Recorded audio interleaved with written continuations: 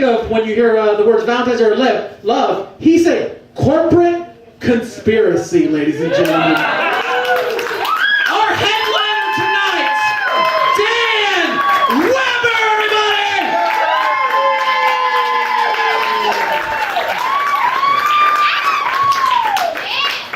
It fucking is, guys. I'm sorry. Absolutely corporate conspiracy. Look, they want you to feel bad and buy chocolate. It's fucking Nestle fucking you over. All right. Nobody's on board? Everybody think I'm wrong? Fuck you guys. Totally right. All right. I'm going to tell you 2 stories tonight. One of them is lighthearted, warm, nice, kind of funny, kind of quaint. The other one is none of those things whatsoever. So let's get ready. Strap in, kids. When I was in high school, I had a girlfriend. When I got my first girlfriend when I was a senior, late bloomer, clearly. And she was the daughter of a Lutheran minister. And you know what they say about preachers' daughters, right? Fucking true. Lady was crazy. But here's the deal. I had to go visit her parents. I had to go have dinner at their house. And we go there, and it's just me, her little sister's brother, and the mother and the father. And the father is wearing this like cream-colored fucking 70s leisure suit. Like fucking crazy, hot, like polyester shit. And an unbuttoned down to here, big bolo tie, like fucking crazy dude. And he starts talking to me, and nobody would talk unless he had like set his fork down. And then it was fine, and then he would have the floor.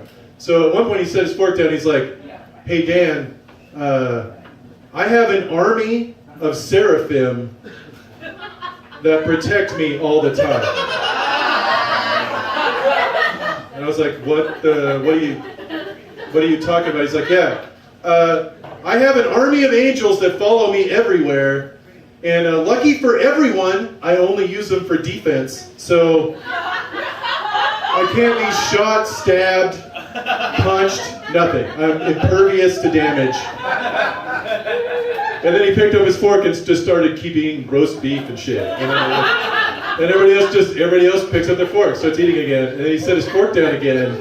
And I'm like, what crazy shit are you going to say now? He said, oh, by the way, if I catch you making out with my daughter, I'm going to marry you on the spot, because I can do that shit. Well, it turns out you fucking can't, but I'm 17 and I didn't know any better. So I'm like, yeah, okay. Too bad we already did that. Like, we've been dating for 2 weeks. I made out with your daughter at least twice. I've felt her butt. Like, I'm sorry. But he didn't know. So, fine. And so he goes back to eating, finishes the meal. And what they're going to do, they're going to go watch TV, and the girlfriend and I are going to go study trigonometry in this other room. And there's a couch. It's right here. Here's the TV. They're sitting here. Big opening in the wall. Another couch. Table. We're sitting here. There's like 1.5 feet away with just a wall between us.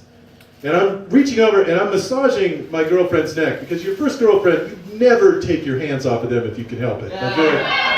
You're like, oh, if I let you go, you're going to explode into a cloud of unicorn dust. Like, I'm going to make sure you're fucking real all the time. So I'm massaging your neck, right?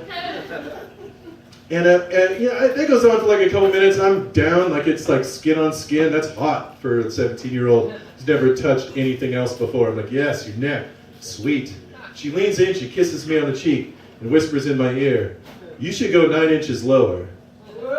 And I'm like, oh, all right. So I start massaging the middle of the back of her neck, and I'm like, this isn't as awesome. It's not your fucking skin, but whatever, you're still real. I'm cool with this. I'm doing that for a little while. And then she leans in again and kisses me on the cheek again. She's like, no, Dan, down the front. I'm like, oh my God. I'm going to get a touch of breast for the first time. Friends, I'm adopted. I didn't even get a touch of tit when I was an infant. This is going to be the first time ever. And I'm excited and scared at the same time. So I'm like, man, if that guy comes around the fucking corner, I'm getting married. This is going to happen. I'm getting fucking married. But then I'm like, but if I get married, I'm going to touch this shit all the time. Yes, let's do this. And I died my hand down the front of her shirt and cuffed her breast. And at that moment, friends, I went from somebody that had never had a breast in my hand before to somebody who wanted to have breasts in my hands all the time. Oh yeah. Awesome. They had totally undersold it to me the entire time before. I told this story, and another person in the crowd was like, oh, it's just like a bag of sand. I was like, oh, really? Yeah, maybe. If by bag of sand you mean the best thing in fucking human history, then yes. Absolutely a bag of sand. Otherwise, no. It's fucking fantastic. And I had my hand there for a while, and then later on we had sex. You know how it is. High school. And I was like an innocent kid, but as soon as I graduated, I immediately transformed into a fucking lunatic. Like I did all kinds of LSD, and I drank and smoked weed. It was a fucking maniac. And eventually I moved to Portland, and I started working in this place called McCall's on the waterfront. Now I don't know how many of you are old school Portlanders. Yeah, you remember that fucking place, right? Yes. So here's the thing, if you ever ate there, just know that everyone that made all of your food and served it was drunk. That place had a fucking sign on the walk-in that said, please don't fuck on the lettuce. The potatoes can take the punishment. Lettuce or bruise. So that place is fucking madness. And I work with this guy, and we're just gonna call him W, because I don't want to fucking sully his name. And he was dating this girl that worked there, and we're gonna call her Jade. And Jade was a hostess. She was like 19 years old, super cute, red hair, green eyes, beautiful girl. And every once in a while, W and I would hang out. And at one point, he's like, hey man, you know, whenever Jade and I have sex, she's like really like uptight. She like tenses up. She's not into it. And I was like, I don't know what to tell you about that, but I guess keep trying. Like, I don't know what to say, right? And Jade had a sister named Ruby, and Ruby lived in New York City. And Ruby was legendary. She had worked at this place the summer before, and she was like, people would be like, that is the hottest woman that you will ever see. And I'm like, I don't know. Like, they're like, she's not the most beautiful, she's not the most fit, she's not the prettiest girl you'll ever see, but this woman is hot as fuck. And I'm like, all right, I guess. And Jade was going to go visit Ruby in New York City, and she came back. She's gone for 2 weeks, comes back. I hang out with W a couple days later, and he's like, dude, ever since she came back from New York City, like, she's been a fucking animal. Like she never touched my dick before. Now she just fucking gargles that shit like it's fucking mouthwash. She has a shaved vagina. What the fuck happened in New York City? Like, we're all like, holy shit, what happened to this girl while she was there? And then he says, oh yeah, Ruby's moving back to Portland. And she talked you up while she was over there, and she really wants to meet you. And I'm like, all right, like I'm a little concerned at this point, like, okay, but I've never seen this woman, so I don't really know. 2 days later, this woman comes around the corner of the kitchen and starts walking towards me. And I don't know if you've ever seen anybody that does this, but essentially, like, every time they look at something, they fuck it to death. Have you ever been around somebody like that? Like, every single movement of their body is just sex, like, just sex. This woman fucking leaked a cloud of fucking. It was crazy. And she keeps walking in, and all the fucking moisture in my mouth just disappeared. I'm like, oh no! Like, it all went to my dick. Like, I'm like, ah! And she walks up, she's like, hi, my name's Ruby. You must be Dan. I've heard a lot about you. And I said, no, like, I could not talk at all. She's like, yeah, I just moved back into town. I'm gonna have a party. I'd like you to come over. And I was like, yes, that's absolutely what I want to do. Let's go to this fucking party. So 2 days later, 2 days go by in a fucking blur. I have no idea what happened in those 2 days. All I can think about is this woman that was fucking dinner rolls. Like, just fucking crazy, weird, lunatic person. And I show up at my party, she meant me, her, W, Jade, and some random dude that just had fucking shown up at her house. And we're just smoking weed and drinking, and the random dude eventually disappears. And the Jade is like, oh, you know what we should do? And we've been playing cards for a while, but I was so fucking, like, out of my head that I don't remember what game we played. Like, I was just throwing cards into the middle of the table, and then she'd be like, that's not appropriate. Like, that's my play. I don't give a shit. Like, it's fucking whatever, I don't care. Like, I didn't know what was happening. She's like, let's go dance. So we go into the living room, and I go sit by the fireplace. W sits on the couch. They put on Belle Biv DeVoe. 1994, right? Poison! You have no idea how appropriate that is.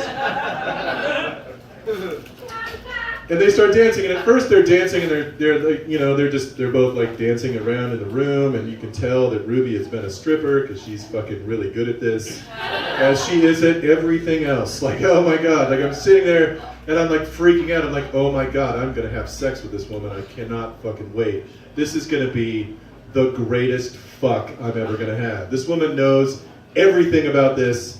This is gonna be awesome. And then Jade and Ruby start dirty dancing. They start grinding on one another, right? Sisters are grinding on one another in the middle of this living room. And some of you seem horrified. And some of you seem not horrified at all, right? I'm in the not horrified category. Like, I was like, oh my god, this is the hottest shit I've ever seen in my life. Oh, fuck. Like, I'm sitting there, like, my brain starts to, like, fizz, like, I can't. My eyes start blinking faster, like I don't know what's happening anymore. Like I'm like, this it doesn't make sense to me. The song ends and another song starts, and Ruby and Jade turn to one another and face one another. And there's like this pregnant, like 10-second pause. And I'm like, I don't know what's gonna happen now, but I'm really excited to see what's gonna go down. And then they just go at it. I mean, like, they start making out like crazy and fingering one another, like just fucking madness, right? Like I've never in my life, like if you had asked me when I was 18, are you gonna see two hot girls with red hair and green eyes finger fuck one another who are sisters? I'd have said, no, that's not gonna happen ever in my entire life. But as it turns out, I was wrong, because it totally... And here's the thing, like, at that moment, as soon as I saw the hand disappear underneath the front of the pants, it's like I had a stroke. Like my brain just went, gah, and I was just seeing fuzz. Like I couldn't really see anything anymore. Like it was all like tunnel vision, and every fucking blood cell in my body fled to my cock. Like before that I thought I knew what an erection was. Like I thought, you get hard and that's what happens. No. There's rebar holding up the US Bank Tower that's more flaccid than my dick was at this very moment. I could have shattered diamonds with my cock. You know what I'm saying? And because all the blood was there was no blood anywhere else. And I could not think at all. I didn't know what was happening. I'm just like I'm drooling on myself. Like it was horrifying, like in a way. Like if somebody had seen it, they'd be like, everybody in this room is having a seizure except these two girls who clearly don't know one another. They're fucking right now. And so I'm just sitting there and I'm like fucking spazzing out, losing my goddamn mind. And I don't know how long it went on. Because when you look into the face of God, time stops being like, listen, this is just fucking magnificent. And I know some of you think this is horrifying because they're sisters. And I would agree with you. And that's why it's so goddamn hot. Like, why in the world? Look, transgression is some shit, right? Like you're like, that should never happen. That is what you want to be happening a lot of the time. So I don't know how long they're finger banging one another.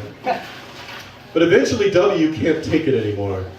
And he just jumps up and he's like, I've had enough! And he grabs Jade and runs her down, halfway down the stairs, and they just start fucking loudly on the stairs.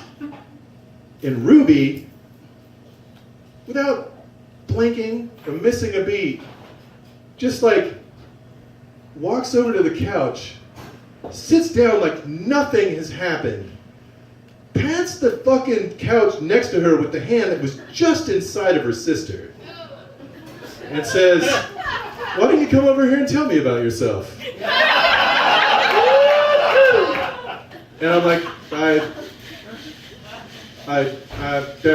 can't talk. Like, I'm like, I don't know what to do right now. Like, how does this work? But I'm like, I'm gonna, look, I know I was terrified that if a breeze had blown across my crotch, that I would have come so hard that it would have blown the front of my jeans apart and just put a hole in the wall. Like, I'm like I am terrified that that a load of epic magnitude would have been blown. But I'm like, okay, clearly she knows I have a hard on. Like, she didn't do this just for her own good. Like, this is something, so I can stand up and walk over there. She's not gonna get embarrassed by the idea of an erection, clearly. So I walk over to the couch, I sit down, and we start talking, and she's asking me questions, and I'm answering them. And if you were to ask me under fucking oath of threat of death what we talked about, there's no way I could answer. Because all of the blood was still in my penis was answering every single question. She was like, what do you do? What do you like to do? Sex. Like, I don't know what I was saying. Like, it was just, let's fucking, I don't know. But then, like, my erection started to go down a little bit, and the blood started to go back into my brain, and then I'm realizing, you know what? There's no way I'm gonna have sex with this woman. There's not a chance I'm gonna do that. And there was a couple reasons that my brain decided on at that moment.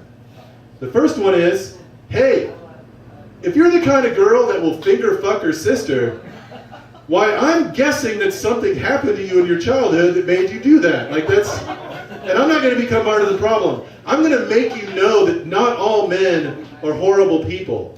I'm gonna be part of the solution. I'm gonna show you that you could be respected and respectable. And I'm just gonna fucking leave you alone. I'm not gonna do this.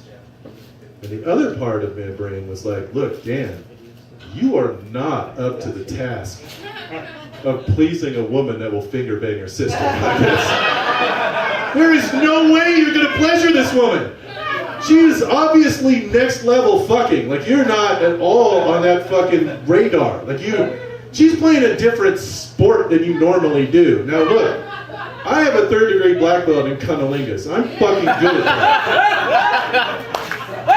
I am good at that, but that's not what it's gonna take for this one. Like, this is gonna take all kinds of shit I've probably never even tried before. There's probably names for things I've never heard about. And she's gonna be like, look, could you fucking hit me with the wooden spoon? I'm gonna be like, I don't have one. I don't know what's going on. Like, I can't do this. So at some point, I'm like, look, you know, it's been cool. Thanks for the party. Can you point me in the direction of a bed I can crash in for the night? And she looked at me like that had never happened before. Like, there was never a time in her life where some man had ever said, I would like to sleep somewhere else. But I did. And she was like, I guess my parents' bedroom? You could go down there and sleep down there? So I'm like, all right. So I go down there. They had a bathroom, thank fucking God, because I absolutely jerked off. Are you kidding me? There is no way. The fastest masturbation I've ever had in my life. I basically looked at my dick and came all over their toilet. It was like, I was so aroused by that point. There was no chance that wasn't going to happen. I woke up the next day at 5:30 in the morning and I split. Like, I was like, I don't want to fucking have breakfast with you. Like, I don't want to look in your faces ever again. I worked with Jade for another 4 months and I had to see that every time I saw her face. So here's the thing, now that I'm 43 and I've had a lot of time to think about this particular event, and let me tell you, I've thought about it plenty. A couple things have come to mind. The first is, I really think I did make the right choice, guys. I don't think I should have slept with this woman. Obviously, a damaged individual. You don't want to take advantage of that. I hope that she found whatever fucking help she needed to get her to a place where she was a better person and like more whole and functional as a sexual being. And also, I absolutely should have fucked her. Are you kidding me? What the fuck was I thinking? Oh my God, this woman was fucking insane. Do you know how fucking... Have you ever fucked somebody who's crazy before? Anyone in this room? Yes? Do you know how awesome that is? Do you know how awesome fucking crazy is? Let me tell you something. None of you have fucked crazy like this woman was crazy. Like, I would have a story to tell my non-existent grandchildren about. I would tell my nephew, look, you think you're gonna do well, let me tell you a story, kid. I one time fucked a girl who had her entire hand in her sister's vagina. Top that, motherfucker! Like, that's what I should have done. All I'm saying is, when you hit 43, sometimes you have regrets.